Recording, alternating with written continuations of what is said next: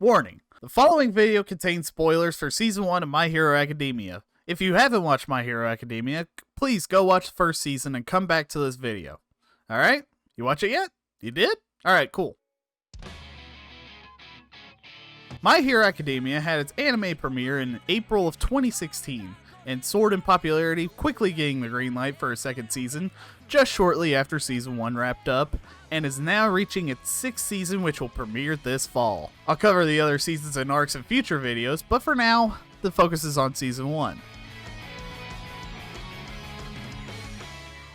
My Hero Academia focuses on a world where most people have superpowers called quirks. And what the real quirk is that your possibility to have these quirks depend on an extra bone in your toes? Yeah, still a bit weird how they got there, but don't question it, because up to Season 5, it has never been mentioned besides the first episode. Anyways, the story follows main protagonist Izuku Midoriya, aka the guy that cries the most out of any anime, but we love him for it. But as you can see, his crying all stems from the inability to be the best hero, or any kind of hero for that matter. Oh well, guess you should have drank your milk like your mom told you to, right, Deku? That won't keep him down, however. Our favorite host lacking in lactose still wants to go to the world-famous UA High School where all the cool hero kids go, even though he doesn't have any quirks to speak of. Talking about Midoriya more, I don't know what it is about generic anime protagonists, but I love them a lot, and Deku is no different. Once you delve into his personality more and get past all the crying, I think he's a great, charismatic, and likable protagonist. Then we get introduced to Katsuki Bakugo, aka Mr. Boom. And in Disney sitcom bully fashion, he tries to discourage Izuku from attending the entrance exams with the help of all their classmates. But our favorite guy who gets sick when the milk is too thick tells him off, saying he doesn't need a quirk to get into UA High. True, you might not need a quirk, but it really can't hurt to have one though, wouldn't it? Also going over Bakugo in Season 1, he's mainly served as just a jerk that wants to kill Midoriya and savor every moment of it. But in later seasons and arcs, he becomes more likable in my opinion, and becomes an excellent rival character and a fantastic obstacle for Midoriya to climb over.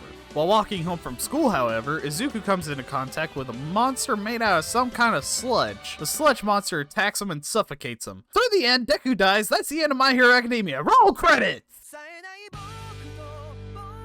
Oh, wait, he's not dead. And he's being saved by the one and only Superman. I mean, All Might. Same thing. What's the difference? All Might is probably my personal favorite character from Season 1. Not only because he's voiced by the iconic Christopher Sabat, even though he's done amazing as All Might, but because he has one of the best character storylines in the season besides Midoriya. All Might smashes the sludge monster, lucky, and tries to run to probably take a shower after all that smashing. Our favorite boy lacking in soy somehow hangs on for dear life, probably trying to get a whiff of that All Might smashing odor. I know I would. All Might, after seeing Deku hanging onto his leg like that one person that never wants you to leave, drops him off on a nearby rooftop since he doesn't want to be responsible if Deku turns into a puddle on the sidewalk. Gotta make him sign a waiver at least. All Might doesn't have the paperwork on him, however, so instead, after he transforms into a toothpick, he explains that he received an injury that prevents him from being a hero for as long as he would like. While that's going on, Mr. Boom is kicking bottles because he wants to show off his edge. You might not want to kick that bottle though, Bakugo. Don't tell me what to do. A few moments later. Oh, great. Back to Deku and No Might, Midoriya asks if he can become a hero without a quirk, to which All Might says that it isn't possible. Wow, great job crapping all over his hopes and dreams, All Might. As he leaves, All Might realizes that not only does he not have the waiver he needed earlier, but now he doesn't have his favorite sludge cola. Speaking of the sludge monster, he's kidnapped Bakugo and tries to suffocate and take over his body like he tried with Deku earlier. Other heroes arrive to try to help and save Bakugo, but are helpless against the monster's quirk. Our favorite fan with the calcium band, after seeing Bakugo captured, instinctively rushes and tries to scrape the sludge away from his mouth. Yeah, like that went well the first time around. Other heroes go to try to save Midoriya from getting obliterated, but All Might gets inspired by his action and musters up the strength to show up, steal the thunder of the other heroes that were there, and smashes the sludge monster one final time. Lucky son of a... After getting rightfully scolded by the other heroes, Midoriya runs into All Might on his way home, who gives Deku the reassurance he's been searching for his entire life, telling him he actually can become a hero, thanks to All Might's quirk that can be passed down from generation to generation, called One for All. But before Midoriya can receive One for All, however, he's got to prepare his body. You know what that means. It's time for a training arc. What do you mean it's only one episode? Oh, come on! All Might sets a schedule for Izuku to follow in order to prepare his body for his power. During the training, All Might finds out that her favorite boy lacking in joy has been overdoing everything he's been trying to line out for Midoriya. All Might tries to reassure him by giving him a speech. Leave it to this old man to adjust your plan. Hey, rhyming's my bit, All Might. Then the morning of the entrance exam for UA, Izuku tries to turn into a Super Saiyan. Hey, buddy, I think you got the wrong show. And holy stinking super crap! Deku's freaking jacked now! And now he has to eat All Might's hair? So, in order for Midoriya to inherit One for All, he has to swallow some of All Might's DNA. Boy, I bet the My Hero shipping community had a field day when they heard that line. Ugh. Now we're at UA High for the entrance exams. I can only imagine how Deku is going to do once he steps in for the exam. I'm a failure. After all that hard work. I'm sorry, All Might. I'm sorry, Mom. God, I've been falling for a long time. Don't worry though, he gets saved by Ochako Uraraka, and Midoriya is acting completely calm about everything as Uraraka leaves to go to the exam. Holy whoa, I just talked to a girl! No you didn't, buddy. Now it's time to learn the rules for the exam. There will be 7 different testing groups that will have to take down as many robots as possible. There are robots worth 1, 2, and 3 points respectively, and a large robot that is worth surprisingly 0 points. You're not allowed to attack any other examinees. Sorry, Bakugo, you wouldn't have been allowed to crush Deku even if you were in the same group. And you have to defeat as many robots as possible within the allotted time limit, which I'll assume is 10 minutes. Now it's time for the practical portion of the exam to begin. Midoriya runs to a robot and stands there doing nothing, acting like an idiot again. He's really good at doing that. You know you have to destroy the robots to get points, right, man? Fortunately for him, he has plot armor and gets saved by another examinee. Time is running out and he doesn't have any points, so Deku rushes to try to find any robots he can, and sees other examinees destroying multiple robots and getting a good amount of points with their quirks. The admins of the exams decide to let the massive 0-point robots out into all of the areas. Everyone starts to flee, and as Midoriya goes to do the same, he sees Uraraka trapped underneath some rubble. So Deku runs to try to save her and uses his new quirk for the first time. He leaps forward, clenches his butt cheeks, but most importantly, he liked the video, giving him enough strength to smash the giant robot. But soon after, he finds himself falling fast from the sky as his legs and one of his arms are broken. Luckily, he's saved by Uraraka again. Man, Deku is really good at getting saved. But the exam ends with Midoriya not getting any points from destroying any robots. After his recovery, Izuku is still upset thinking about how he most definitely failed that exam. His mom tries to cheer up our 7 boy by giving him reassurance for once in his life. No matter what, I just want you to know I'm proud of you and I think you're really cool, sweetie. That's the spirit. Took you about 14 years, but you finally did it. Midoriya gets a package in the mail from UA, and All Might reveals that he will be teaching there in the upcoming school year. I know it's been a while, but with great power comes a great amount of paperwork. Wait a minute. That's not how I remember that line going. Anyways, Midoriya is told that he ended up getting a great amount of rescue points from saving Uraraka during the exam, which ended up giving him enough points to pass the entrance exam.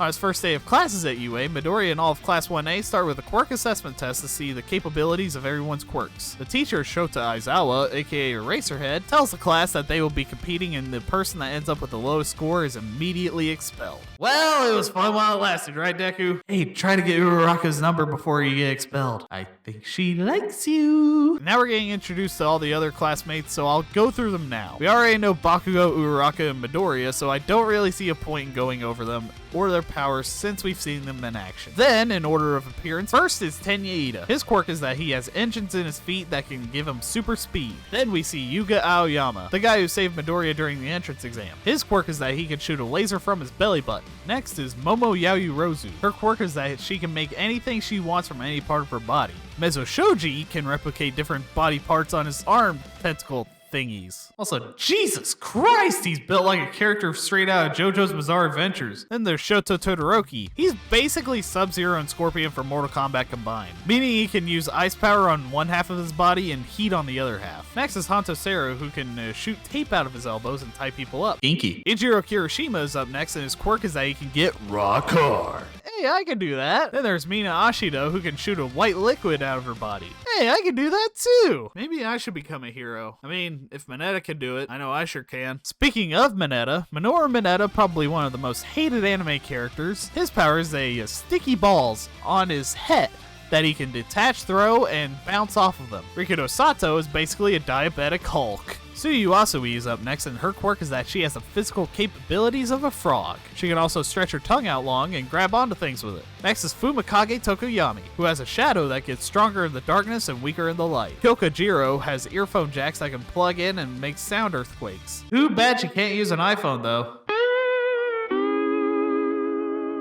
Then we have Saitama, aka Dinky Kaminari, a human Pikachu that fries his brain every single time he uses his power. Koji Koda is up next, and he can talk to animals. He's basically Snow White out here. Next we have Toru Hagakure, and she's just invisible, all the time. You can't see her. She's literally the John Cena meme. And finally we have Mashiro Ojiro, and he just has a tail. That's all. Just a tail. And that's all the Class 1A students. Now let's get back to the episode. As we go through the episode, Izuku has one heck of an ultimatum to overcome. He needs to be able to use his quirk so he doesn't get expelled, but if he uses it, his body gets shattered, making it to where he won't be able to participate in the other tests. And the next test is a softball throw, and all of his hopes and dreams are on the line. So, you know, no pressure. Midoriya goes to throw the ball, charging up one for all, ready to chuck this ball into the next city over, but is stopped at the last second by Aizawa, who can cancel people's quirks by having a staring contest with him. And Deku throws the ball a whopping 36 meters, and he falls into more despair than anyone from Danganronpa. Aizawa scolds Midoriya, telling him that he shouldn't be in UA because Deku doesn't have control over one for all, and gives Midoriya one final throw. Realizing that he has to try not to break his body, but also keep being a student at UA, Midoriya charges up one for all to adjust his index finger and blast the ball away, breaking only his index finger. Which, can we talk about how All Might has the best line referring to this in the preview for this episode? Oh no! What the heck are you doing with your index finger? Izuku stands triumphantly, showing Aizawa that he's now not as much of a liability as before. Too bad for him that he still placed last regardless. But Aizawa reveals that he was just joking about the expulsion to try and give people more motivation to do their best. Although he wasn't actually joking about the expulsion. He just had a change of heart watching Midoriya in the softball throw. Either way, Midoriya is still in UA, so that's the important thing. He then runs into Uraraka and Ida. Then, when Uraraka decides that the hero named Deku is actually kinda cute, Midoriya says, Deku it is! Simp! Anyways, I hope you're ready because All Might is here! And he's here to give the students some combat training, which Bakugo is super excited for. Cool, now fight each other. Finally! Bakugo, no! Jesus Christ, chill, dude. What are the odds that you'll be fighting against Midoriya? Oh. Hey Bakugo, I think you should try your luck with the lottery. Now it's time to go over the rules for this challenge. The hero team has 15 minutes to disarm the bomb that's somewhere in the building. If someone gets captured with capture tape, they're out for the rest of the game. And everyone is in teams of 2, and the first matchup is heroes, Midoriya and Uraraka versus villains, Bakugo and Ida. As Deku and Uraraka enter the building, Bakugo quickly leaves Ida on his own to go after Deku, and he soon runs into them. Bakugo goes in for an attack, but Izuku reverses into a judo throw and slams Bakugo down hard on the ground, finally being able to stand up for himself against Bakugo. Midoriya tells Uraraka to go on her own and find Ida as well as the bomb while he handles Bakugo. He then tries to not only work smarter but also work harder against Bakugo, trying to come up with a plan to escape. We get to see some flashbacks into Bakugo bullying Midoriya when they were kids. This happens quite a bit during this stretch of episodes, but it adds something to the story. Uraraka finds a bomb as well as Ida, who is embrace being a villain in the most hilarious over performance I've ever seen since the Ghost Stories dub. Bakugo then finds Midoriya and is getting ready to basically blow him up with his quirk. You know it's all about the Mr. Boom does not play around. Midoriya dodges most of the blast, and the blast distracts Ida as Uraraka rushes to try and disarm the bomb, but Ida uses his speed to move it. Then we get to see an excellent fight sequence between Bakugo and Midoriya. Bakugo goes in to try and attack Deku again, and Midoriya tries to reverse Uno card Bakugo, but Bakugo ends up reverse carding the reverse card and blasts Deku in the back, and follows up with a nasty punch to the back, grabbing him midair and slams him on the floor. Very similar to how he was slammed earlier by Midoriya. Midoriya. Deku gets up and tries to create some space and move to a spot he planned earlier with Uraraka. Bakugo and Deku charge towards each other as they charge their attacks, but while Bakugo is aiming for Midoriya, Midoriya isn't aiming for him and smashes the ceiling right where Ida and Uraraka are, causing everything to be sent into the air above. Uraraka distracts Ida with a bunch of debris and lands on the bomb, meaning that Deku and Uraraka won. After that matchup, we get a montage of the rest of the matchups of combat training. The only full match out of the montage we see is where Todoroki and Shoji quickly ended up defeating Ojiro and Hagakure after Todoroki froze almost the entire building. At the end of episode 8, we get teased on who the main antagonists will be, but we see more of them later on, so I just thought I'd mention that real quick. Episode 9 is mostly a filler episode, but it also makes the second half of the episode mesh right into the last few episodes of the season. It's dedicated to Midoriya becoming class rep for Class 1A and having to deal with an emergency, where by the end of the episode, Deku forfeits his class rep spot to Ida, who handles the emergency extremely well. And also because Ida has glasses. I do have glasses. The emergency in question turns out to be media swarming UA High. We also get more background into Ida's character. Then later, Class 1A arrives at the USJ to do some rescue training in a bunch of different scenarios and biomes, and they're to be supervised by Pro Hero 13 and Aizawa. Things quickly go awry though. Then again, when does anything ever go as planned? And those antagonists I talked about earlier appear inside the USJ with a large army of soldiers who were wanting to hunt down All Might, thinking he was at the USJ. As for why All Might isn't there, he's back at UA because he used One For All too much earlier in the day, and he can't really hold his form for as long since he's out of energy for now. Back at the USJ, Aizawa charges into the group of villains, taking out multiple of the lackeys at a time, while 13 tries to get back up and save the kids, but they run into one of the main antagonists. They are known as the League of Villains. Personally, I always preferred every villain as lemons. That's just me though. Everyone is transported to different biomes by one of the antagonists' warping quirk. Midoriya is transported to a sea biome and it's about to be attacked, but Asui saves him along with Mineta. Then Mineta got a Mineta. For a frog, you've got some pretty big boobs, Sue. Perfect floaties.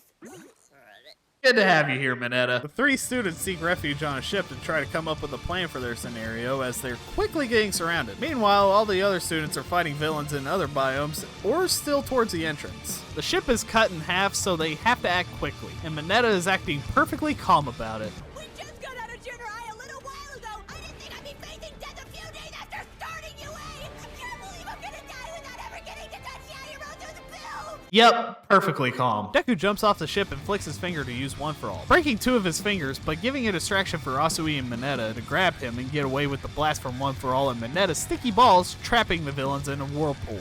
Todoroki is busy easily taking out a bunch of the villains in the landslide zone and tries to extract information about how the League of Villains plan to kill All Might. You're as cold as ice.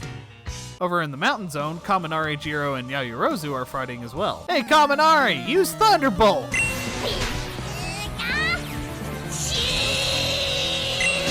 That's right, Kaminari, you did it!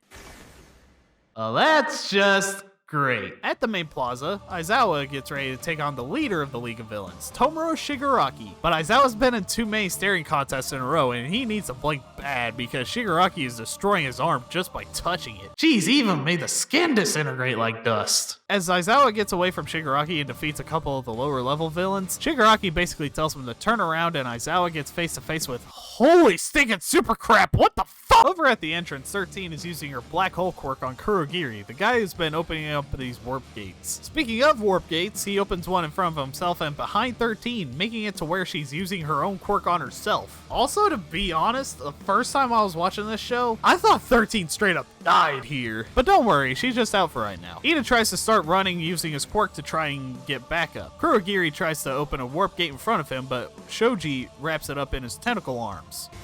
I'll be back in a flash! You know, Ida would make a much better Flash than Ezra Miller, at least. Kurogiri starts chasing Ida to try to stop him from going outside. Ida is successfully able to leave the building to get help after Uraraka, Sero, and Sato help distract Kurogiri. In the plaza, Shigaraki tells us that bird freak thing is called Nomu, which means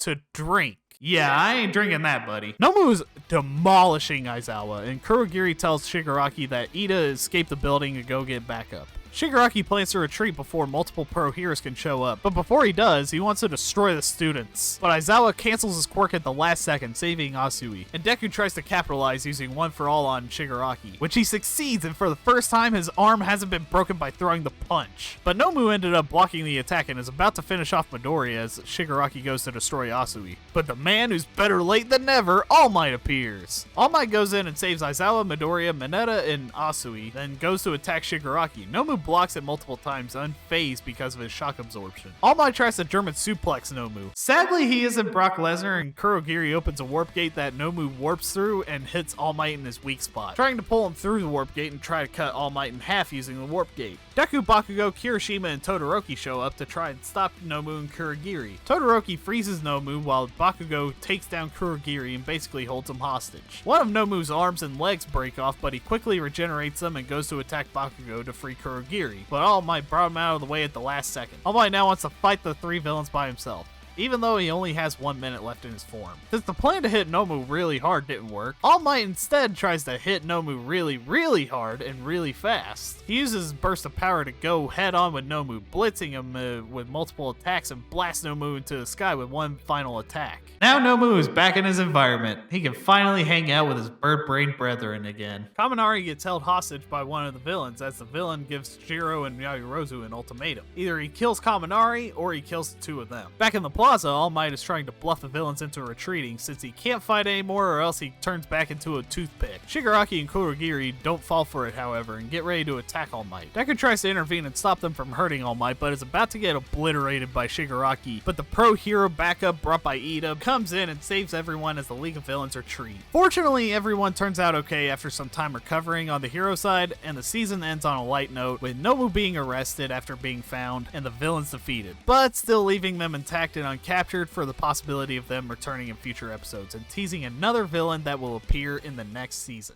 Rewatching the first season of My Hero Academia for the first time since 2020, I was still enthralled by everything within the show. As much as I made jokes about everything, rewatching the first season brought back the feeling that I had when watching it for the first time. Everything from the characters, quirks, fight sequences, and even the music were done fantastically throughout the first season, especially the music. My Hero Academia probably has one of the best original soundtracks out of any anime out there, and with amazing songs like The Day from the opening sequence, Heroes from the credits, or You Say Run as a soundtrack piece, I cannot say that there was a bad song in the mix of things. In terms of fight sequences, this season has some of the most iconic fight sequences in all of My Hero Academia, with not only the first showdown between Deku and Bakugo in the combat training, but also the fight between Nomu and All Might. It just creates an amazing fight sequence that'll probably be one of the best in My Hero's history. In terms of the characters, you can't say that the creators didn't try in giving each character their own kind of quirk and personality that flows alongside their design or quirk.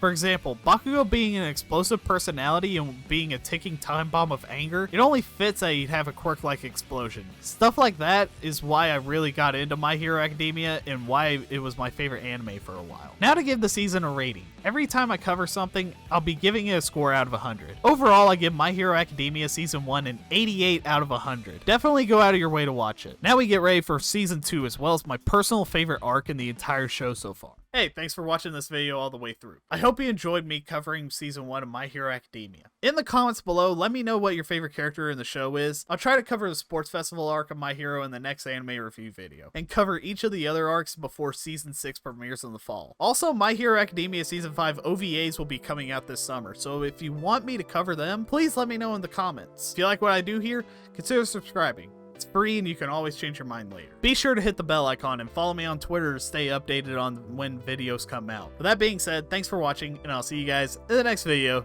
Take it easy.